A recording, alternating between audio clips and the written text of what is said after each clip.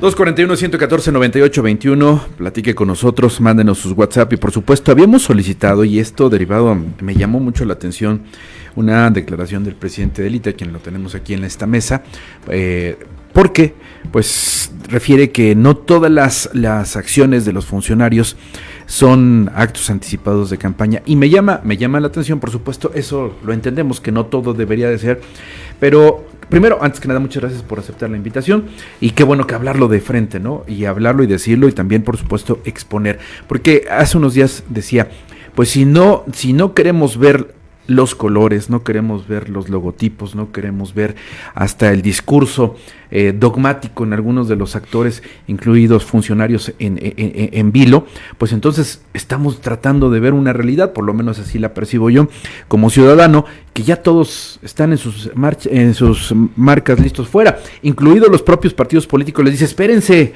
primero nos interesa la afiliación en algunos casos, en otros, bueno, ya no tienen que afiliar, pero están desesperados por ese sentido.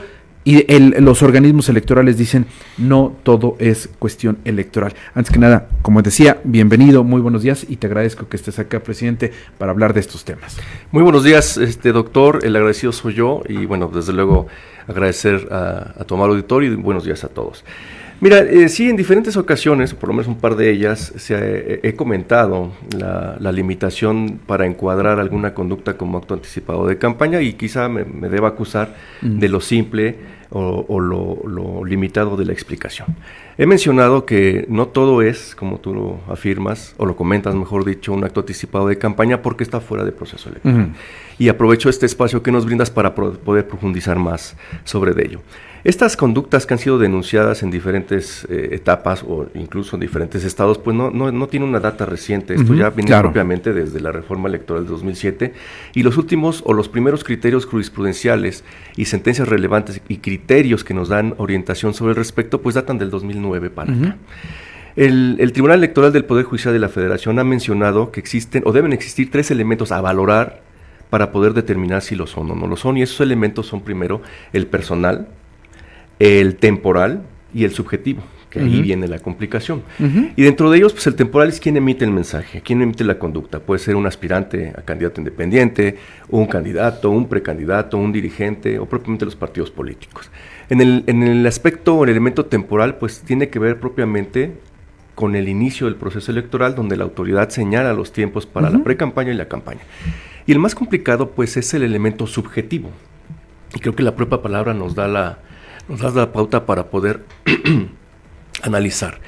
El subjetivo tiene que ver con unas expresiones inequívocas que no se presten a la ambigüedad para poder determinar si son o no son.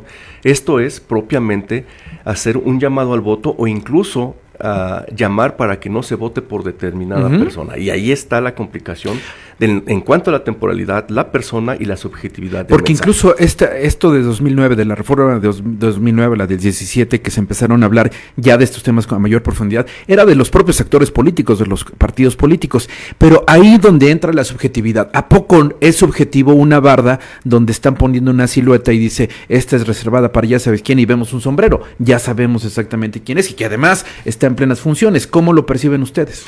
Bueno, insisto, la línea jurisprudencial, pues la más reciente es la del 2024, en donde pues evidentemente salieron de diferentes expresiones un año antes, propiamente a la presidencia de la República, y bueno, pues los criterios jurisprudenciales nos van dando esa línea para determinar que estos 3 elementos que te acabo de mencionar se deben de analizar en su conjunto y sobre todo maximizando la libertad de expresión. Entonces ahí tenemos que analizar en conjunto lo que es libertad de expresión, manifestaciones de carácter político y en su caso pues el llamamiento directo. Reitero, la barda, ¿qué sería? ¿Cómo sería? Pues una manifestación política, ¿no, presidente? Por ejemplo. Sí, pero no necesariamente te está llamando.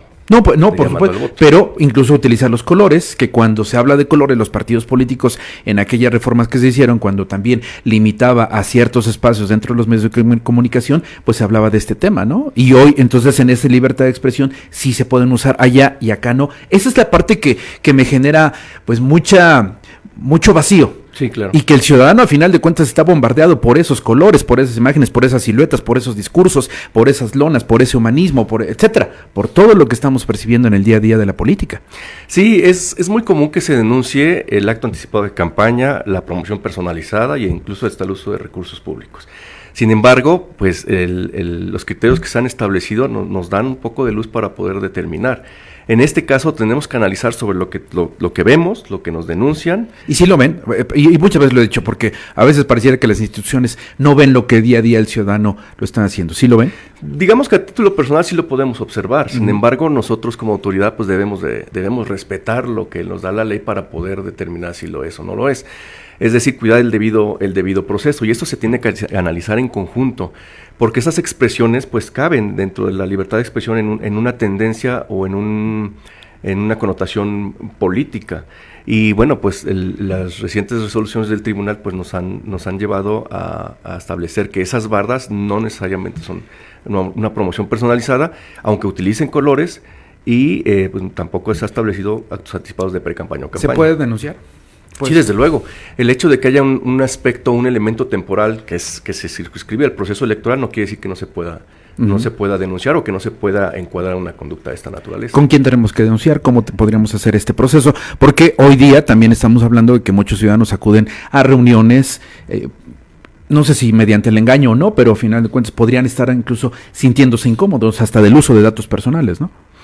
Sí, bueno, se puede denunciar ante nosotros, al Instituto Tlaxcalteca de Elecciones, y bueno, esas reuniones que se pueden realizar o se están realizando también se realizan, creo yo, al amparo de lo que establece la propia Constitución, en la propia asociación que tenemos como mexicanos, con ciertas limitantes que establece la misma norma. Y aquí también hay que determinar un elemento diferenciador entre una precampaña o campaña, una promoción personalizada o en este tipo de eventos que usted menciona, que es un elemento objetivo que también señala la propia jurisprudencia del tribunal y tiene que ver con el tipo de mensaje, el auditorio al que va dirigido, el impacto que pueda tener, y me refiero de nueva cuenta a lo que sucedió en el año 2024, en donde se limitaba a simpatizantes ese tipo de reuniones que se realizaban a nivel federal. Porque quizá nos quedamos con esa limitante, pero hoy pareciera que, y recuerdo una frase, el que se mueve no sale en la foto. Hoy día el que no se mueve, pues simple y sencillamente no sale en las encuestas, ¿no?